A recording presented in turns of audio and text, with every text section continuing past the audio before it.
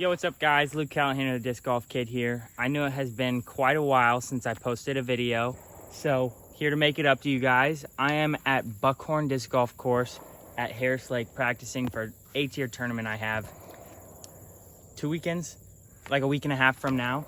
So figured I'd show you guys my practice routine that I've adopted from some of the pros that I met while touring with Phil Bart, with Luke Sampson, obviously Philip, Raven. I've played with Nathan Queen, Dan Hastings, tons of guys like that on tour, Ben Calloway. So I've adopted this kind of from how they all practice. So we're gonna put it in a video for you guys. Also show you how I'm practicing for my tournament. Hole 1 of this video is hole 11 on the course, 321 feet. Water carry the entire way. And then the pin is like 40 feet tucked in there to the left. Actually, probably one of the trickier holes on the course to start on. So, gonna throw a force and see if I can't put it close.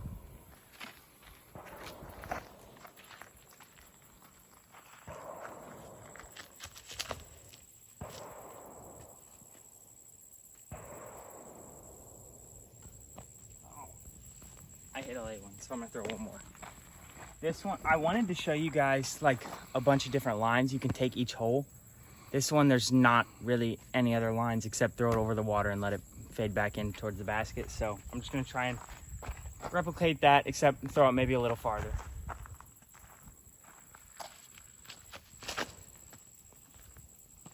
Okay. Dunking in the water is what I meant. Actually, never mind. That's fine. I heard land. I was a little grip blocking. One more. I'm gonna try and power up on this disc so I can like fully commit to it. So I'm gonna throw a Raptor instead of a force.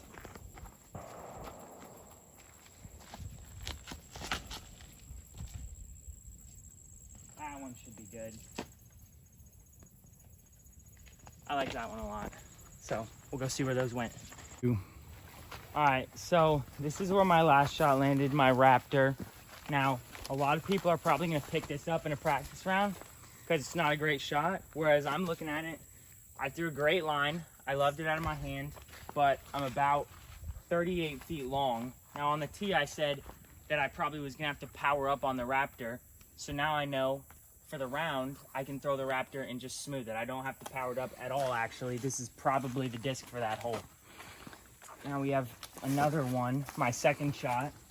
So you're always learning, even from a shot that appears to be bad. Might get bit by a snake right now for this. My second shot stayed a little too straight. OB in the water. Again, instead of just picking this up, I threw a bad one. It's out of bounds. I know, even though this flipped up a little too much and obviously wasn't a great shot, if it was a good line, I'm still 40 feet long. So I know this is not the disc I want for that hole. A little too flippy, maybe even a little too much glide. Now my first one has the best distance out of the 3. But it hit one of these guardian trees coming into the pin. Now that's something I can't fully control. This is just one of those holes where you throw a great shot and sometimes it gets through. Sometimes you throw a great shot and it's gonna hit one of these. But I know that this, at least I'm pin high and I have a wide open putt for a birdie. So now for my round, I'm debating between those two discs. I'm probably gonna lean more towards the Raptor just because I powered up on it and it still went long, so I know I can throw it like a nice controlled 80% and probably just hopefully be exactly where this one is, but closer to the pin. So now, next hole we're gonna show you guys. I think it's gonna be a great hole for this video actually, because you can throw forehands or backhands and there's a lot of different lines. So we'll go check in on that one. All right, one more thing on this hole. My dad always tries to remind me after we finish playing the hole, look back at the tee pad so you can see exactly what the line is. So now this hole, they've actually cleared, you can see all these stumps. They've cleared out a lot of trees since the last time I played here. It's still kind of a poke and pray, but there is actually a small defined line now. So this line is shallower, which means I'm probably gonna still throw the Raptor, and maybe I still will power up on it, just higher with more hyzer, so it's actually swinging and stalling in and fitting this shape of the trees now.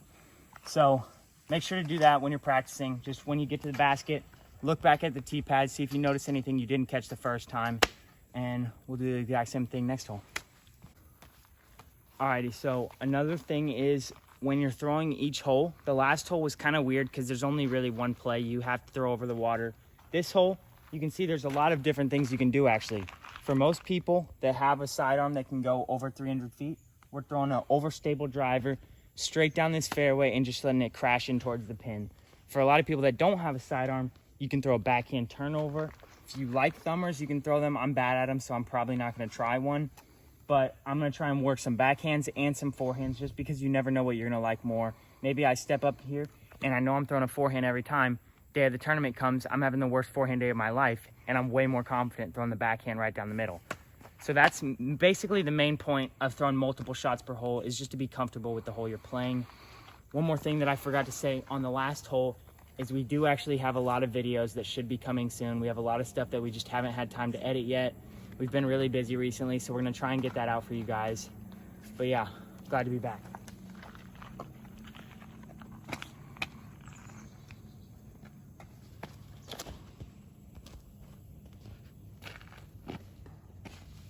Okay, so that was a little early. Caught that last tree on the skip. If it wouldn't have hit that, it probably would have been about 30 feet.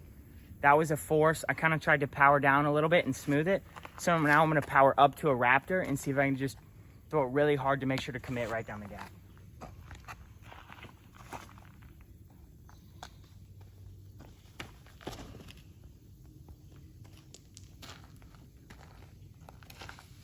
That one was still a little early, but the result was way better because it was slightly flippier, a little slower, so it kind of just held instead of dumping. That one's about 15 feet away. Now we're gonna try some backhands. I got a Buzz SS here. I'm gonna try and throw it right down the middle.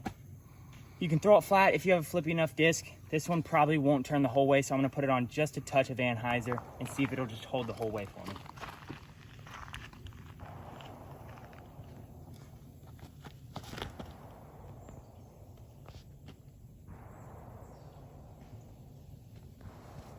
That one's the new CTP, probably about 5 feet away.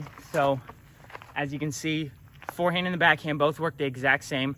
I'm more of a forehand person when it comes to a forehand hole. But if I'm having the worst forehand day ever, I'm gonna step up to this hole more confident in the backhand just because I just parked that shot. And don't you sometimes throw a shot that you might not even know, you might know you don't want it, but Right. you just throw it anyway just to confirm that? Exactly. Like if you have a good thumber, even if you have a good forehand, maybe you try thumber in this hole. I've seen a lot of people park this hole with a thumber, even if you know you're probably not going to throw that in a tournament.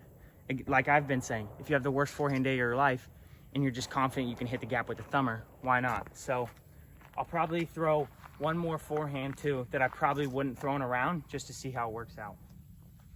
This is a Buzz though.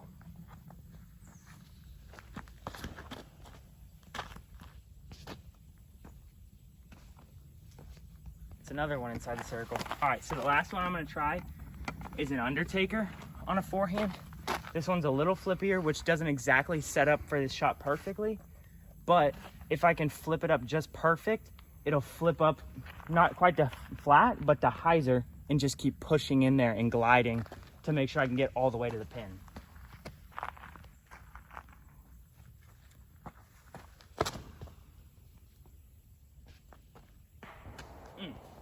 Little inside again, but that was actually pushing all the way up the flat. So we'll go see where those landed and see guys in 3, 2, 1. Alrighty, this was the last disc I threw, that Undertaker. I think I caught one of these two trees, just didn't quite flip up enough. But again, it was a shot that I knew I probably wasn't gonna want. Just wanted to see how it would work out.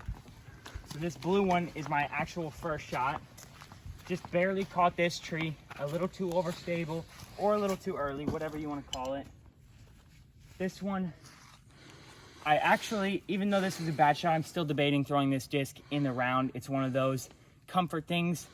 Again, if I'm not having a great forehand day, I can just throw this a little softer.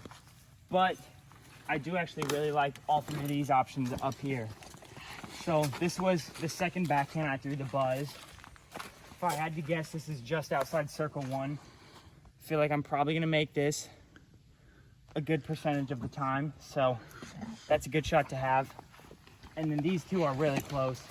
This Raptor, I think, unless it's super windy or I'm super uncomfortable with what I'm throwing, this is gonna be the shot I throw in the round. I feel like I can just hit that hard right down the gap and it's gonna stay dead straight the whole time and then just fade up here towards the pin at the very end.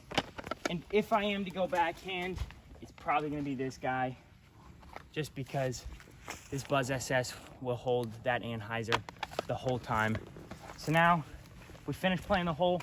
We're gonna step back here to the basket, look back at the line. You can see this tree that sprouts 3 trees out of the ground.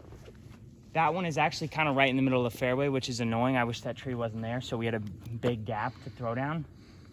But you can see that from here that you can't quite see as well from the tee. So now I know when I'm on the tee and I see that tree, I need to fully commit to one side of that tree. I either need to go inside it or outside it, because if I hit that, then that's still pretty far away and I'm probably not making that. So looking back at the tee, you can see backhand and forehand both work perfectly on this hole. Totally different than the last hole we played. I really like this hole a lot, so I'm excited to play this tournament. Are we doing one more hole, or is this the last one? We might do one more hole, but if we don't, I'll see you guys in the next one.